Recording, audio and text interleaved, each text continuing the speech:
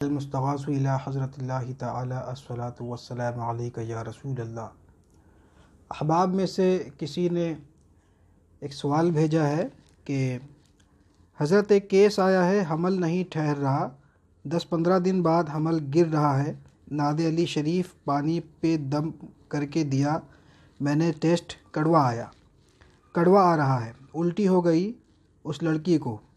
میں نے بتا دیا کہ سحر ہے، سحر کا مسئلہ ہے۔ تو جب آپ کے تشخیص میں سحر آئے اور یہ گمان غالب ہو جائے کہ حمل نہ ٹھہرنے کی وجہ سحر ہے، تو اب اس سلسلے میں جو اس کا ایک عام طور پہ جو علاج ہوتا ہے وہ میں بتائے دیتا ہوں، اور جتنے ہمارے احباب روحانی ممبران ہیں وہ اس طریقے سے وہ سحر کا علاج، یعنی کہ ایسا سحر جو حمل کی بندش کے لیے کیا جاتا ہے، اس کا علاج کر سکتے ہیں۔ اس میں بہت سارے نقوش اور تعویذات استعمال ہوتے، تو مریضہ کے حالات کے پیش نظر اور اس کے سحر کے اثرات کو دیکھتے ہوئے آپ تعویذات کا انتخاب کر سکتے ہیں،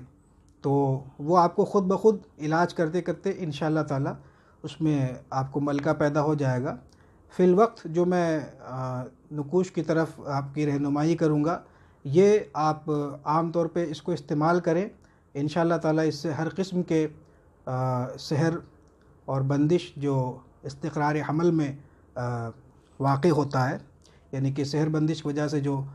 حمل نہیں ٹھہرتا ہے، اس کا علاج اس سے ہو جائے گا۔ سب سے پہلے یہ کرنا ہے کہ آپ مریضہ کے قد کے برابر کالا دھاگا کچا سوت کا لینا ہے، اور ایسے 7 دھاگے لینے ہیں، اور اس کا گنڈا بنانا ہے آپ کو، 7 گرہ اس گنڈے میں لگانا ہے، اور ہر گرہ پہ 7 مرتبہ سورہ مزمل شریف پڑھ کر کے دم کرنا ہے، گرہ لگانا ہے۔ یہ گنڈا بچی کے کمر میں باندھنا ہے، اور اس کے ساتھ 40 نقوش آپ کو لکھنے ہیں، شافی، سلام، حافظ، حفیظ اور اس میں مصور، ان 5 اسماء کے اعداد نکالیں، اور اس میں اس بچی کے نام کے اعداد ماں والدہ کے شامل کر کے ایک نقش مربع بنانا ہے، ایسے 40 نقوش لکھنے ہیں، اور یہ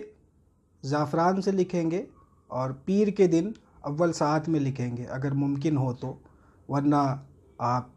کسی بھی دن قمر کی ساعت میں یہ نقوش لکھیں۔ اس کے ساتھ قمر ہی کی ساعت میں جلانے کے لیے نقوش آپ کو لکھنا ہے، جو کہ رد سحر کا ہوگا، اور وہ آیت کتب کا نقش مثلث جلانے کے لیے اس کو لکھ کر کے دے سکتے ہیں۔ اگر آپ کو ایسا لگتا ہے کہ اثر قوی ہے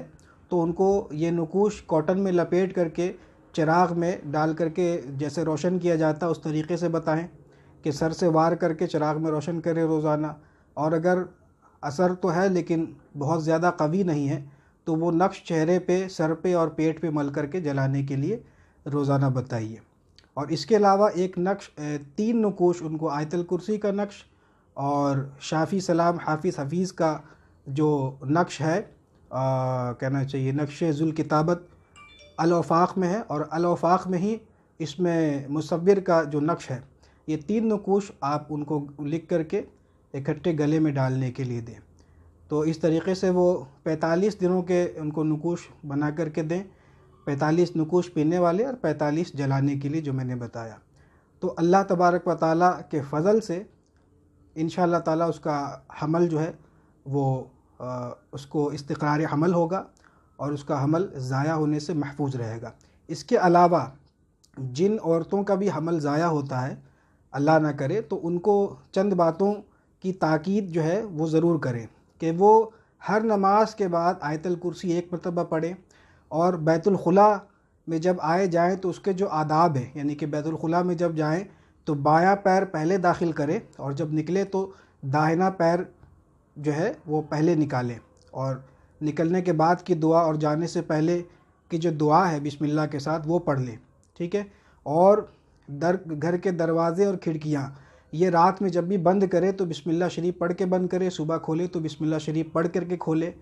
کھانے پینے کے جو سامان ہیں اس کو ڈھک کر کے رکھے، کوئی چیز اگر کھلا رہ جائے تو اس کو ہرگز استعمال نہ کریں۔ تو ان سب چیزوں کی پابندی ان کو بتائیے کرنے کے لیے،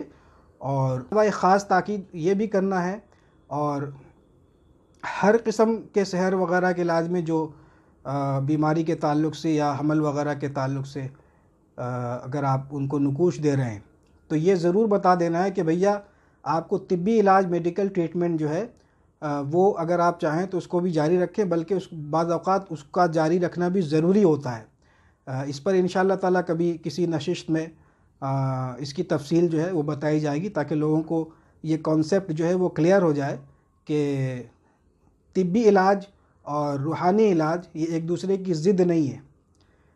بعض اوقات دونوں ضروری ہوتے ہیں۔ تو اس پر انشاءاللہ تعالیٰ کبھی روشنی ڈالی جائے گی۔ دعاؤں میں یاد رکھیں۔ السلام علیکم ورحمۃ اللہ تعالیٰ